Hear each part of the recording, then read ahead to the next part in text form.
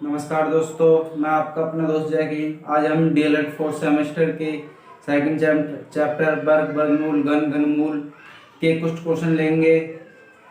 चलो चलते हैं। और हाँ, हमारे यूट्यूब चैनल को लाइक सब्सक्राइब शेयर करते रहें। हम क्वेश्चन नंबर 1 की ओर बढ़ते हैं। इसमें पहले पूछा गया है 64 का स्क्वायर माइनस 36 का square is equal to x into 25। तो एक्स का मान ज्ञात कीजिए। क्वेश्चन 1 का सॉल्यूशन करते हुए हम एक एक का सॉल्यूशन करते हुए और समझते हुए चलेंगे। क्वेश्चन 1 हमसे कहा गया है कि 64 का स्क्वायर माइनस 36 का square into equal to x into 25। तो एक्स का मान क्या होगा?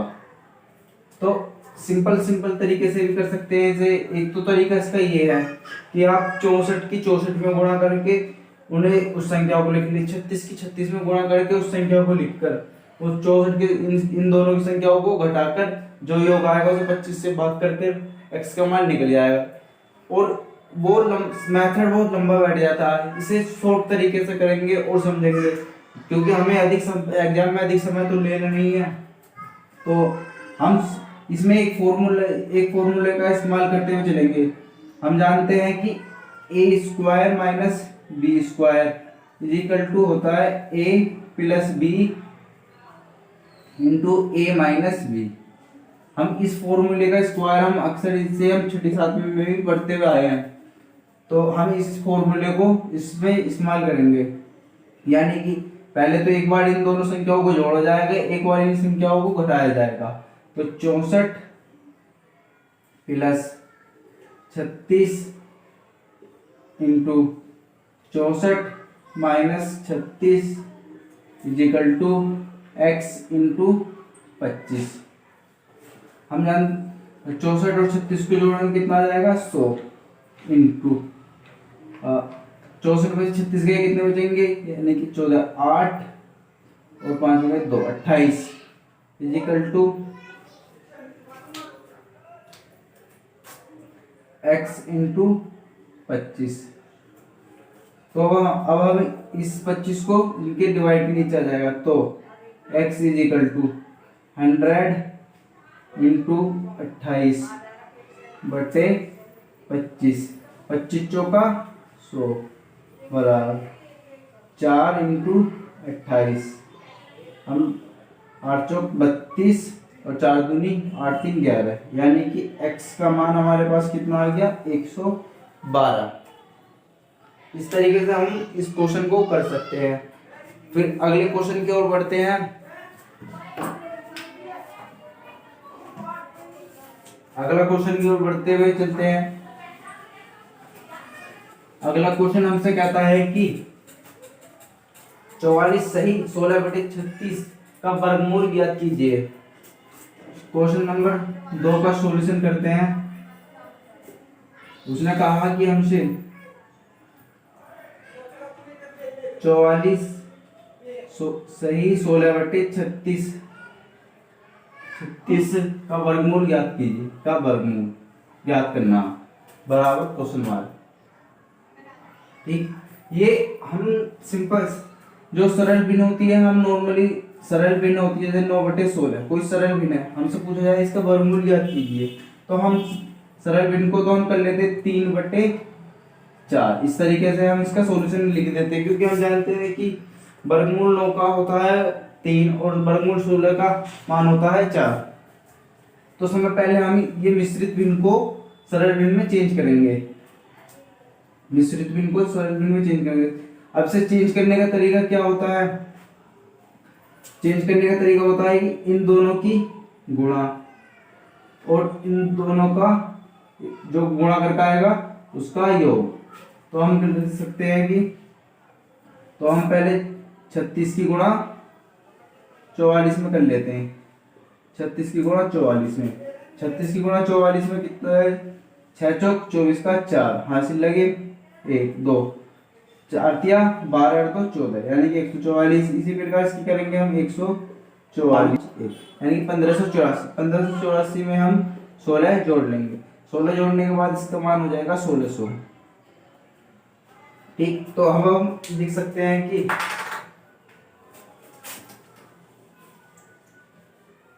1600।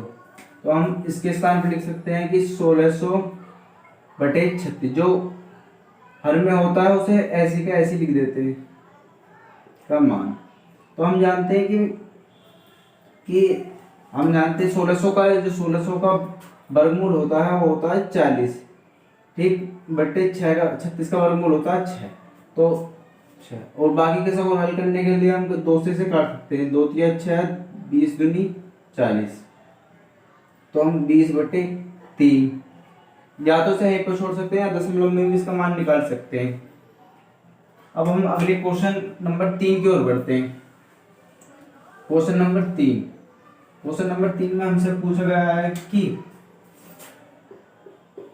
√48 इंटू √192 इंटू स्क्वायर रूट 225 का मान क्या होगा, क्या याद कीजिए। तो हम वर्गमूल निकालने की हमने 2 विधि सीखी थी पिछली वीडियो में भी। अगर किसी को वर्गमूल निकालना नहीं आता है तो हमारी पिछली वीडियो को प्रीवियस वीडियो को देख सकता है। वर्गमूल हमने 2 विधियों से निकालना सिखाया है, भाग विधि और गुणनखंड विधि से। तो हम गुणनखंड विधि से निकालेंगे। गुणनखंड विधि से आसान होगा थोड़ा सा, इसलिए हम गुणनखंड विधि का इस्तेमाल करेंगे। तो 2 जिस पर नहीं आती है फिर भी मैं समझा देता हूँ। 2 दूनी 4, 2 चौक 8, 2 से 8, 2 एकम 2, 2 दूनी 4, 2 छिक्का 12, 2 तिया 6, 3 एकम 3, ठीक। 3 एकम इसी प्रकार हम 192 का निकाल लेंगे। 192 का 192 को भी हम 2 से करेंगे। 2 नीम 18, 2 छिक्का 12, 2 फिर 2 से 2 चौक 8, बचेगा 1, 2 अट्ठे 16, क्योंकि बाकी का फिर वही 48 का मान वही आ जाएगा। हम जानते हैं कि 225 किसका वर्गमूल होता है, 15 का वर्गमूल होता है। तो हम इसे 3 से काट लेंगे। 3 से काटने में 3 से क्यों कट जाएगा, 2 और 2 4 और 1 4 5 9 संख्या हो गई योग 9 बैठ रहा, अर्थात ये संख्या जो 3 से विभाजित हो जाएगी। तो 3 सत्ते 21, 3 पंजे 15, 3 से काट लेंगे। फिर 5 7 5 12, 3 से विभाजित, 3 दूनी 6, 3 पंजे 15। हम जानते हैं कि 25 5 से ही विभाजित होता है, 5 पंजे 25, 5 एकम 5, ठीक। तो हम इसके स्थान पर ये रख देंगे। तो हम इसके स्थान पर के लिए एक ये बन गया, एक ये बन गया, एक ये बन गया, यानी कि 2 × 6 2 8 2 16 into 2 into 2 into 2 into 2 into 2 into 2 into 3। एक पेड़ ये बन गया, एक पेड़ ये, एक पेड़ ये, ठीक। बाकी का हम इसका पेड़ बना लेंगे। 3 इंटू 3 इंटू 5 इंटू 5। बाकी को हम बाहर निकाल लेंगे। एक पेड़ इसका बन गया, एक पेड़ इसका बन गया, एक पेड़ इसका बनना, जिसका पेड़ बनना है उस संख्या को बाहर निकाल लेंगे। 2 इंटू 2 इंटू √3, क्योंकि √3 का पेड़ नहीं बनना इसलिए √3 ही रहेगा। तो 2 इंटू 2 इंटू 2 इंटू √3, जिसका पेड़ बनना है उसका पेड़ बना के बाहर निकाल देंगे। बाकी का ऐसे ही कर देंगे। 2 दूनी 4, 4 √3 गुणा 8 √3 गुणा 3 गुणा 5 बराबर 8 चौक 32 इंटू √3 की √3 में करेंगे तो 3, √3 की √3 में कर लेंगे तो आ जाएगा 3 इंटू 3 इंटू 5। इसकी इन दोनों के आपस में कर लेंगे, इनकी गुणा आपस में कर लेंगे। हम जानते हैं कि 5 दूनी 10 और 5 ते 15 1 16 इंटू 3 तिया 9। तो हम जानते हैं कि 16 निम्मा 144 इंटू 0 के 0, यानी इसका मान आ गया 1440। इसके बाद बढ़ेंगे क्वेश्चन नंबर 4 में कहा है कि हमको 4 अंकों की सबसे बड़ी संख्या बताओ जो पूर्ण वर्ग हो। उसने कहा कि 4 अंकों की सबसे बड़ी संख्या बताओ जो पूर्ण वर्ग हो। तो सबसे पहले हम 4 अंकों की संख्या जानते हैं कि क्या होती है। 4 अंकों की सबसे बड़ी संख्या होती है 999। 4 अंकों की सबसे बड़ी संख्या होती है 999। तो 999, अब इसे हम इसके वर्गमूल निकालेंगे इसमें भी, जो पूर्ण वर्ग हो। तो हम सब में पहले भाग विधि से निकालेंगे, जिससे कि हमें आसानी हो। तो हम जानते समय पहले लास्ट से पेड़ बनाते चलेंगे, जो बाकी संख्या बचेंगी उस संख्याओं को उस संख्या के बराबर या उससे छोटी संख्या लेंगे। तो हम जानते हैं कि 99, यदि हम 10 ले लेंगे तो 10 दाम 100, 100 बड़ा हो जाएगा, इसलिए हम 9 से ही चलाएंगे। 9 नी 81, 9 नी 81, 81 में से गया बचेगा, 9 में से गया 8, एक फिर ताल लेंगे हम, नेक्स्ट जोड़ा 99, जितने से गुणा करते हैं उतना ही इसमें हम जोड़ लेंगे, इन दोनों का जोड़ करके 18। ठीक, अब हम 1899 को 18, या तो हमारी संख्या जो हम अगली गुणा करेंगे तो गुणा करके देखते हैं कि या तो 1899 के बराबर हो या से कम आए, तो हम 9 से गुणा कर लेते हैं। तो हम जानते हैं 9 नीम इसकी गुणा इसमें होगी, 9 नीम 81 का 1 बचेंगे 8, 8 नीम 72, 8 80 की 0, हम लगे 8, 9 एकम 9 और 8 17, यानी 1701। जितने से गुणा करेंगे उतने ही हम जोड़ लेंगे इसमें। तो 9 दूनी 18 का 8, 18 का 8, 8 1 9, 198 बचेगा कितना, इसमें से इसे घटाएंगे तो अब बचेगा, इसमें से 9 में से 1 गया 8, 9 में से 0 गई 9, 8 में से 7 गया 1, 198। अब ये नहीं कि हम इसमें यहाँ पर गलती करने के चांस रहते हैं, क्योंकि बहुत 1 से चलाएंगे कम से कम 1 से, तो ये 1981 हो जाएगा। 1981 बहुत बड़ा है, तो इसलिए यहाँ से अब ये क्रिया आगे को नहीं चलेगी, अभी क्रिया आगे को नहीं चलेगी। तो अब हम क्या कर सकते हैं, इसमें जो 198 आया हमारा, इस 198 को 99 हमें बोलते सबसे छोटी सबसे बड़ी संख्या जो पूर्ण वर्ग बनाए।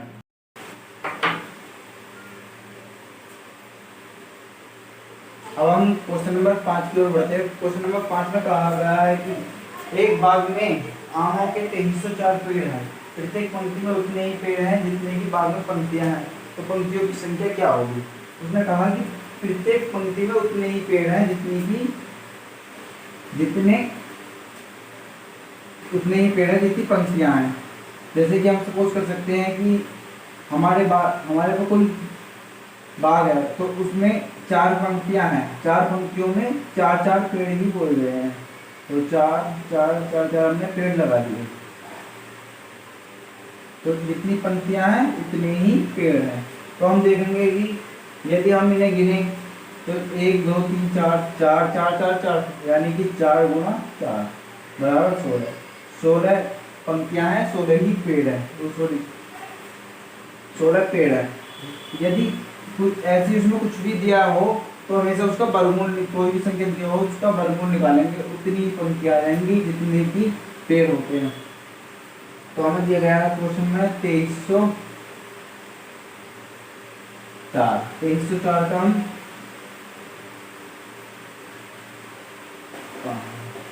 2304 का हम निकाल लेंगे इसका वर्गमूल।